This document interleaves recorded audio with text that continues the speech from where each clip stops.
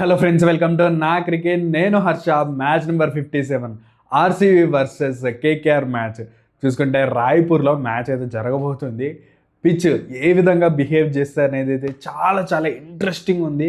And toss కూడా చాలా కీలకంగా మారబోతుంది. ఆ టాస్ గెలిచి కెప్టెన్స్ ఏం చేయాలి, పిచ్ గురించి మాట్లాడతాం. అండ్ ప్లేయింగ్ లెవెన్లో ఆర్సీబీ నుంచి అయితే నాకైతే చేంజ్ అనేది ఖచ్చితంగా చేసుకోవాల్సిన అవసరం అయితే ఉంది. సో రొమారియో షెఫర్డ్ని మా పక్కన కూర్చోబెడితే ఎవరిని తీసుకురావాలి అనేది అయితే మనమైతే ఈ వీడియోలో చర్చించుకుంటాం. అండ్ ఆల్సో లాస్ట్లో విజయ అవకాశాల గురించి అయితే మాట్లాడుకుంటాం.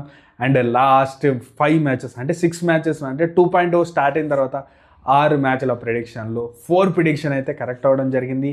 నిన్నటి మ్యాచ్లో మీరు ప్రివ్యూ చూడండి. నేను ప్రివ్యూలో చెప్పిన ఫస్ట్ బ్యాటింగ్ ఎవరు చేస్తే ఈ మ్యాచ్ని వాళ్ళైతే గెలుస్తారని చెప్పాను. అండ్ జీటీ ఏం మాస్టర్ ప్లాన్ వేస్తుంది, జీటీ గురించి కూడా ఒక చెత్త ప్లాన్ అని చెప్పడం జరిగింది. మీకు నచ్చినా నచ్చకపోయినా జీటీ ఇదే చేస్తుంది. ఒక స్లో పిచ్ ఇస్తుంది, ఒక బ్లాక్ సైల్ పిచ్ ఇస్తుంది, కొట్టనివ్వదు ఎస్ఆర్హెచ్ అని నిన్న వీడియోలో చెప్పడం జరిగింది. అదే జరిగింది. మళ్ళీ ఒక గ్రీన్ టింజ్ వికెట్ ఇవ్వడం, బ్లాక్ సైల్ ఇవ్వడం, టాస్ గెలిచి ఎస్ఆర్హెచ్ చేజింగ్ చేస్తా అన్నారు. మ్యాచ్ అనేది ఓడిపోవడం అయితే జరిగింది. సో అది స్టోరీ అని చెప్పొచ్చు. సో మన ప్రెడిక్షన్ అయితే కరెక్ట్ అవ్వడం జరిగింది. పోస్ట్ టాస్లో కూడా అదే ఇచ్చాను, ఈ మ్యాచ్ జీటీనే గెలుస్తుందని. సో ప్రతి వీడియోలో మనమైతే అంటే టాస్ తర్వాత పోస్ట్ టాస్ రివ్యూ కూడా అంటే ప్రివ్యూ కూడా వస్తుంది మన ఛానల్లోనే, యూట్యూబ్ ఛానల్లోనే పోస్ట్ అనేది వస్తుంది. సో సబ్స్క్రైబ్ చేసి నోటిఫికేషన్ ఆన్లో పెట్టుకుంటే మీరైతే పోస్ట్ టాస్ అనాలిసిస్ చూడొచ్చు. జస్ట్ ఇది నాలెడ్జ్ అండ్ క్రికెట్ నాలెడ్జ్ గురించి అండ్ ఎంటర్టైన్మెంట్, క్రికెట్ని చూడండి, ఎంజాయ్ చేయండి అని చెప్తూ నేనైతే అదే చేస్తాను. సో మనకు చూసుకుంటే కేకేఆర్ వర్సెస్ ఆర్సీబీ మ్యాచ్లో ఏం జరగబోతుందో చూద్దాం.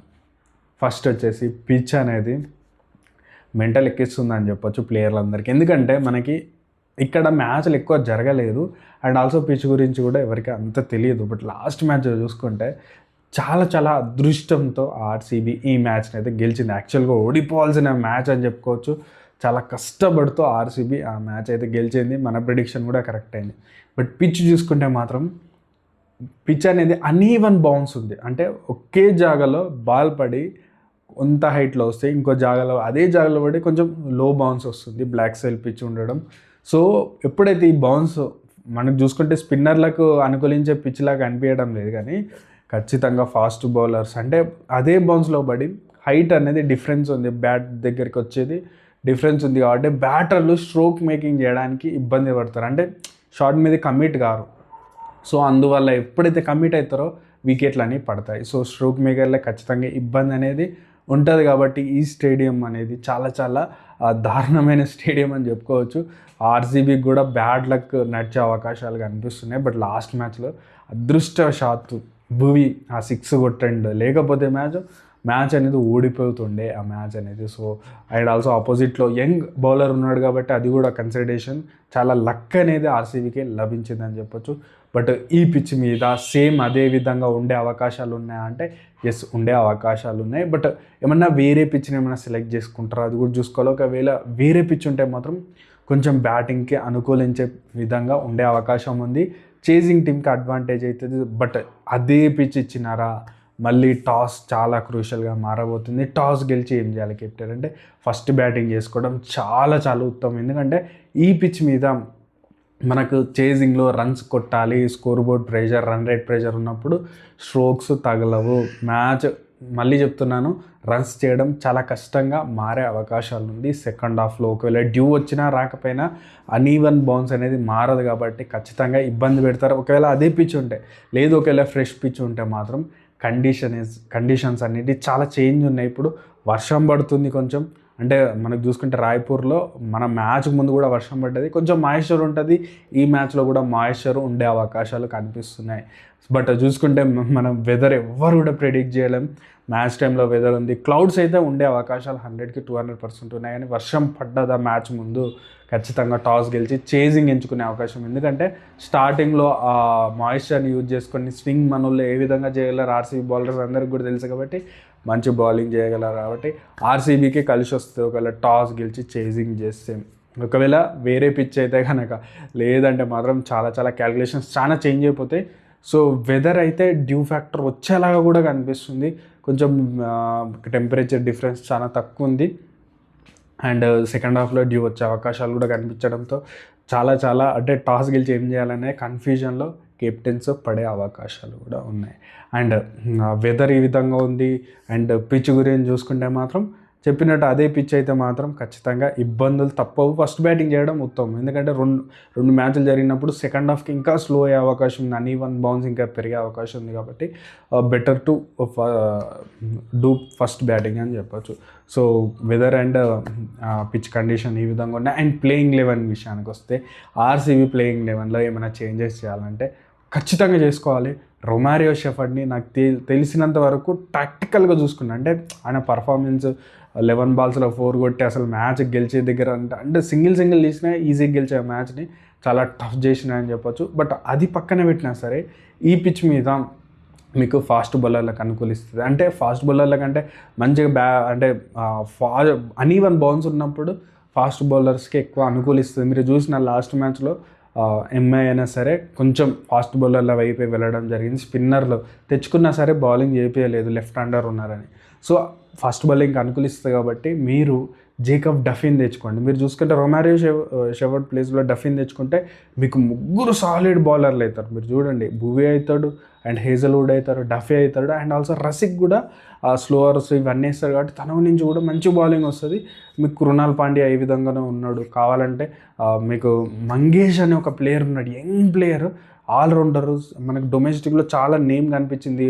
మనకి చూసుకుంటే ఐపీఎల్ స్టార్ట్ కాకముందు కూడా మంగేష్ ఆడతాడు అని, మంచి రిజల్ట్ ఇస్తాడు అని, ప్లేయింగ్ లెవెల్లో ఉంటాడు అని ఆ విధంగా అనిపించిన ప్లేయర్ని ఇప్పటివరకు ఒక ఛాన్స్ వెళ్ళాడు. తను ఆల్రౌండర్, తన్ని తెచ్చుకోండి. మీకు చూసుకుంటే రొమారియో షెఫర్డ్ బ్యాటింగ్ చేయలేడు, బౌలింగ్ చేస్తలేడు, మీకు 2 విధాలా డెంట్ పడుతుంది. దాని అప్పుడు మీరు ఏం చేస్తారు, డఫిన్ తెచ్చుకుంటే మీ బౌలింగ్ అన్న సూపర్ సాలిడ్ అయిపోతుంది. మీరు చూడండి, ఆర్సీబీ సూపర్ సాలిడ్ అయిపోతుంది.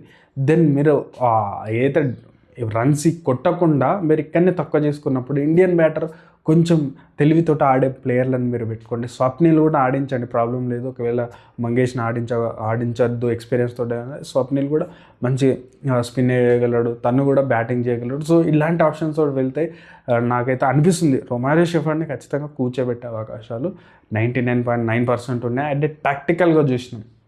అండ్ ప్లేయింగ్ 11 విషయానికి వస్తే ఆర్సీబీ సేమ్ ఇదే ప్లేయింగ్ నేను చెప్పినట్టు మంగేష్ని తెచ్చుకోండి అండ్ డఫిన్ తెచ్చుకోండి అని అయితే నాకైతే అనిపిస్తుంది. సో ప్లేయింగ్ 11 అయితే ఈ విధంగా ఉంటుంది. అండ్ ఆల్సో చూసినట్టు కోహ్లీకి బ్లాక్ సైల్ పిచ్ మీద రన్స్ 2 మ్యాచ్లు రాలేదు, కొంచెం చూసి ఆడే అవకాశం ఉంది. అది కలిసి వస్తుంది ఆర్సీబీకి, ఎందుకంటే తను నిలబడ్డా మ్యాచ్ గెలిచేస్తుంది. చేజ్ మాస్టర్ తెలుసు. అండ్ కొంచెం షాట్లు కంట్రోల్ చేసుకోవాలి ఈ పిచ్ మీద. ఫస్ట్ బాల్ నుంచి కొడతా అంటే నడవదు, కొంచెం అర్థమవుతుంది. నాకు తెలిసి 2 డక్కు వచ్చినాయి కాబట్టి ఖచ్చితంగా విరాట్ కోహ్లీకి అర్థమవుతుంది ఖచ్చితంగా ఇంత ఇంటర్నేషనల్ క్రికెట్ ఆడినోడికి ఇలాంటి పిచ్ మీద ఏ విధంగా ఆడాలి, మనం ఎలాంటి ఇన్నింగ్స్ ఆడితే మ్యాచ్ గెలుస్తామనే క్లారిటీ అనేది విరాట్ కోహ్లీకి ఉంటుంది. అండ్ మొత్తం దినేష్ కార్తిక్ వీళ్ళకి ఐడియా ఉంటుంది. కాబట్టి ఖచ్చితంగా మంచి ప్లాన్ తోటే వచ్చే అవకాశం ఉంది. అండ్ ఆల్సో నాకైతే పడికల్తో ఓపెన్ చేస్తే బాగుంటుందని నాకైతే అనిపిస్తుంది, ఎందుకంటే బెతల్ అంత పర్ఫార్మెన్స్ చేయట్లేదు న్యూ బాల్ తోటి. సో నాకైతే లాస్ట్ మ్యాచ్లో ఇంపాక్ట్ సబ్లో పెట్టినప్పుడు ఖచ్చితంగా పడికల్ ఓపెనింగ్ వస్తాడు అనిపించింది. బట్ చూసుకుంటే కండిషన్స్ బట్ట మరి ఎందుకో చేంజ్ చేయలేదు. నాకు తెలిసి పడికల్ అండ్ విరాట్ కోహ్లీ ఓపెన్ చేస్తే బాగుంటుంది, 1 డౌన్లో బెతల్ వస్తే బాగుంటుంది అనేది నాకైతే ఒపీనియన్. మీ ఒపీనియన్ కూడా కామెంట్లో తెలియజేయండి. అండ్ ఆల్సో చూసుకుంటే నెక్స్ట్ చూసుకుంటే పతిదర్ కానీ and also Tim David and also చూసుకుంటే మీకు మిడిల్ ఆర్డర్ కూడా సాలిడ్ ఉంది. కృణాల్ పాండ్యా అద్భుతంగా బ్యాటింగ్ చేసినాడు, లాస్ట్ మ్యాచ్లో క్రామ్స్ వచ్చి ఏ విధమైన ఆట ఆడినో చూసినాం మనం. సో ప్రాణం పెట్టినట్టు అనిపించింది. సో అలాంటి ఇన్నింగ్స్ చూసినప్పుడు ఎస్ వాళ్ళకు మంచి అంటే మిడిల్ ఆర్డర్లో కూడా కొంచెం సాలిడ్ ఉంది. జిత్తేష్ నుంచి కొంచెం టైం తీసుకోవచ్చు ఈ పిచ్ మీద, పర్లేదు, ప్రతి బాల్ కొడదామని వెళ్ళిన అవసరం లేదు. బట్ రన్ రేట్ దృష్ట్యా నాకు తెలిసి ఆ విధమైన కొంచెం లాస్ట్ మ్యాచ్లో చూస్తే మెడినో ఆడినా సరే 6 బాల్ తీసినా సరే ఇంకో 2 సిక్స్లు కొట్టి కంపెన్సేట్ చేయొచ్చు. సో కొంచెం టైం తీసుకొని ఆడే అవకాశాలు అయితే కనిపిస్తున్నాయి. సో బ్యాటింగ్లో భువీ హేజల్వుడ్ కూడా బ్యాటింగ్ చేయగలరు, ప్రాబ్లం లేదు. చెప్పినట్టు మంగేష్ని తీసుకొని రండి, మంచి సాలిడ్ ఉంటుంది. డఫీ కూడా బౌలింగ్ చేయగలడు, అంటే డఫీ మంచి బౌలింగ్ చేయగలడు. కాబట్టి మీకు ప్రాబ్లమ్స్ అన్నీ తగ్గిపోతాయి, కొట్టాల్సిన రన్స్ తగ్గుతాయి. అండ్ ఆల్సో మీకు ఇండియన్ బ్యాటర్ తోటి వెళ్తే కొంచెం ఈ పిచ్ మీద ఏ విధంగా ఆడే అవకాశాలు అయితే కనిపిస్తున్నాయి. అండ్ కేకేఆర్ చూస్తే సూపర్ సాలిడ్ ఫామ్లో ఉన్నారని చెప్పొచ్చు. వాళ్ళ బౌలర్స్ చూసినా ఈ విధంగా చూసినా. బట్ చూసుకుంటే ఈ పిచ్ మీద ఫాస్ట్ బౌలర్ లేకపోవడం వల్ల కొంచెం నెగిటివ్ అవుతుందా ఏమన్నా చూసుకుంటే ఎవరైనా కొత్త ముజర్బాని తీసుకొస్తారా, పతిరాన్నని తీసుకొస్తారా చూసుకోవాలి. బట్ నాకు తెలిసి సేమ్ ప్లేయింగ్ లెవెన్ తోటి వెళ్ళే అవకాశాలు ఉంది. స్పిన్నర్లు ఏ విధంగా ఇస్తారు డేంజర్గా కూడా కనిపిస్తుంది. ఒకవేళ బార్న్ ఆల్రెడీ లో బౌన్స్ ఉంది, అన్ఈవన్ బౌన్స్ ఉంది అండ్ స్పిన్నర్లు ప్లేలోకి వచ్చినారా ప్రాబ్లంగా మారిపోతుంది. సో ఖచ్చితంగా ఇదైతే దృష్టిలో పెట్టుకోవాలి. ఈ థ్రెట్ అయితే ఉంటుంది. ముగ్గురు నుంచి ఉన్న అనుకుల్ రాయ్ కూడా అద్భుతమైన బౌలింగ్ చేసినాడు. మీకు చూసుకుంటే ఇక్కడ ఓన్లీ థింగ్ ఏంటంటే మనకి లెఫ్ట్ హ్యాండర్స్ ఎక్కువ ఉండడం, టాప్లో అనుకుల్ రాయ్ బౌలింగ్ చేయడు, అదొక్కటి తప్ప మిగతా అన్నీ కూడా చూసుకుంటే మనకి నరేన్ కానీ మనకి వరుణ్ చక్రవర్తిలో అద్భుతమైన బౌలింగ్ వేసే అవకాశాలు ఉంది. బ్లాక్ సాయిల్ పిచ్ అన్ఈవన్ బౌల్స్ ఉంటుంది కాబట్టి వీళ్ళ మిస్టరీ స్పిన్నర్లకు కూడా అనుకూలిస్తుంది, దాంట్లో ఎలాంటి డౌట్ లేదు. కాబట్టి ఖచ్చితంగా వీళ్ళని జాగ్రత్తగా ఆడాల్సిన అవసరం ఉంది. తెలివితోటి ఆడాలి. వీళ్ళని 6లు 4లు కొట్టాలని కాకుండా రన్స్ తీసుకుంటే మిగతా మనకి చూసుకుంటే ఇటు లెఫ్ట్ హ్యాండర్స్ ఎక్కువ ఉన్నారు కాబట్టి వరుణ్ చక్రవర్తి కూడా కొంచెం ఎక్స్పెన్సివ్ అయ్యే అవకాశాలు కనిపిస్తూ ఉన్నాయి. ఖచ్చితంగా థ్రెట్ అయితే వీళ్ళ నుంచి ఉంటుంది. అండ్ బ్యాటింగ్ వస్తే ఫిన్లాండ్ అని నాకు తెలిసి ఈ పిచ్ మీద ఆడాలంటే కష్టం, ఇండియన్ బ్యాటర్లకు కష్టం. ఆ టాప్లో రహానే కూడా స్టార్ లభించకపోయే అవకాశాలు కనిపిస్తున్నాయి. రహానే కూడా మంచి బౌన్స్ వస్తే ఎంజాయ్ చేస్తాడు. అండ్ రఘువంశీ కానీ మిడిల్ ఆర్డర్ ఇంకా టెస్ట్ కాలేదని చెప్పొచ్చు లాస్ట్ ఫ్యూ మ్యాచెస్గా. బట్ చూసుకుంటే వాళ్ళు కంఫర్టబుల్గా మ్యాచ్ని గెలుస్తున్నారు, బౌలర్లే గెలిపిస్తున్నారని చెప్పొచ్చు మ్యాచ్ని. సో ఖచ్చితంగా వాళ్ళ టాప్లో వికెట్లు పడ్డాయా ప్రాబ్లం అయితే ఉంటుంది. గ్రీన్ నుంచి అయితే ఆ బ్యాటింగ్ బౌలింగ్లో కొంచెం మంచి బౌలింగ్ చేసే అవకాశాలు కనిపిస్తున్నాయి. అండ్ వీళ్ళు చూసుకుంటే మనీష్ పాండే తోటి వెళ్తున్నారు అండ్ రింకు వాళ్ళకి మంచి సపోర్ట్ చేస్తున్నారు. బట్ పిచ్ చెప్పినట్టు స్లో ఉంటుంది కాబట్టి ఖచ్చితంగా ప్రాబ్లమ్స్ ఇద్దరి బ్యాటర్లకు ఉంటుందని చెప్పొచ్చు. ఎవరు బెటర్ బౌలింగ్ చేస్తారో వాళ్ళకి విజయావకాశాలు చాలా పెరిగిపోతాయి. అండ్ బౌలింగ్లో వైభవ్ పవర్ ప్లే బౌలింగ్ ఎవరు వేస్తారనేది డౌట్ అయితే నాకైతే ఉంది. ఎందుకంటే నీకు లెఫ్ట్ హ్యాండర్ బ్యాటర్ ఉన్నప్పుడు లెఫ్ట్ ఆర్మ్ బౌలర్ వేసే అవకాశం లేదు. అనుకుల్ రాయ్ మనకి పవర్ ప్లేలో వేసిన ఢిల్లీకి అగైనెస్ట్, బట్ ఆ టాక్టిక్ చేంజ్ చేసుకునే అవకాశం ఉంది. బట్ ఎవరు బౌలింగ్ వేస్తారు, గ్రీన్ తోటి బౌలింగ్ వేపిస్తారా చూసుకోవాలి. గ్రీన్ అండ్ వైభవ్ ఎవరు వేస్తారు, నరేన్ వేస్తాడా, కొంచెం టాక్టికల్గా కొన్ని చేంజెస్ అయితే తెచ్చుకోవాలి. నాకు తెలిసి కేకేఆర్ చేస్తే ఒక చేంజ్ ఏమన్నా చేసే అవకాశాలు ఉన్నాయి. ఎందుకంటే వరుణ్ చక్రవర్తి కొంచెం ఇబ్బంది పడుతున్న బౌలింగ్ వేయడానికి, బట్ తన ఓవర్స్ చాలా ఇంపార్టెంట్ కాబట్టి తన్ని డ్రాప్ చేసే అవకాశాలు కూడా కనిపిస్తలేవు. బట్ చేస్తే ఒక్క చేంజ్ ఏమన్నా చేసుకొని వచ్చే అవకాశం ఉంది. ఎందుకంటే పోవల్ ప్లేస్లో ఎవరైనా తీసుకొస్తారు, అదొక్క చేంజ్ తప్పించి మిగతా అయితే ఎలాంటి చేంజ్ అయితే కనిపించడం లేదు. కేకేఆర్ కూడా చాలా సూపర్ సాలిడ్గా ఉందని చెప్పొచ్చు. మనం చెప్పినట్టు మన ఫేవరెట్ సెగ్మెంట్ విన్ ప్రిడిక్షన్ వచ్చేసరికి ఒకవేళ కనుక ఫ్రెష్ పిచ్ ఇచ్చినారా చేజింగ్ చేసే టీంకి అడ్వాంటేజ్ అవుతుంది, మంచి బౌన్స్ ఉంటుంది. అండ్ ఆల్సో చూసుకుంటే ఫస్ట్లో కొంచెం స్వింగ్ లభిస్తుంది అండ్ చేజింగ్ చేసే టీంకి అడ్వాంటేజ్ అయ్యే అవకాశాలు అయితే కనిపిస్తున్నాయి. బట్ ఒకవేళ కనుక లాస్ట్ మ్యాచ్ ఆడిన పిచ్ మీదనే ఇచ్చినారా దెన్ ఫస్ట్ బ్యాటింగ్ చేసిన టీంకి అడ్వాంటేజ్ అవుతుంది. ఎందుకంటే సెకండ్ హాఫ్లో స్లో అవుతుంది, ఆ టర్న్ అవుతుంది. కేకేఆర్ చూసుకుంటే ఒకవేళ సెకండ్ బౌలింగ్ వేస్తే ఏ విధంగా వేస్తుంది అండ్ ఇటు చూసుకున్నాం మనకి ఆర్సీబీ అదే విధంగా ఉంది కాబట్టి చాలా టైట్ మ్యాచ్ జరిగే అవకాశం ఉంది. మళ్ళీ లాస్ట్ మ్యాచ్ ఏ విధంగా జరిగిందో అదేవిధంగా అటు ఇటు స్వింగ్ అవుతూ మ్యాచ్లు జరిగే అవకాశం ఉంది. కాబట్టి చాలా కీలకంగా మారబోతుందని చెప్పొచ్చు. నాకైతే ఇప్పుడున్న పిచ్ కండిషన్స్ ఇవి చూస్తే ఫస్ట్ బ్యాటింగ్ చేయడమే చాలా ఉత్తమం అనిపిస్తుంది. ఒకవేళ ఫ్రెష్ పిచ్ ఇస్తే కనుక చేజింగ్ చేసే టీం అయితే గెలుస్తుందని అయితే నాకైతే అనిపిస్తుంది. సో ఇప్పటికైతే విజయావకాశాలు ఈ విధంగా ఉన్నాయి.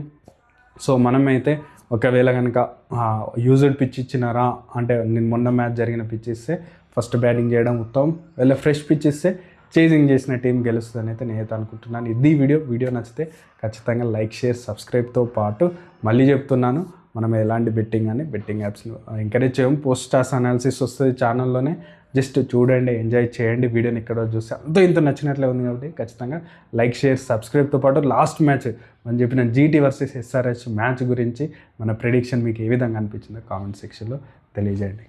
Thank you.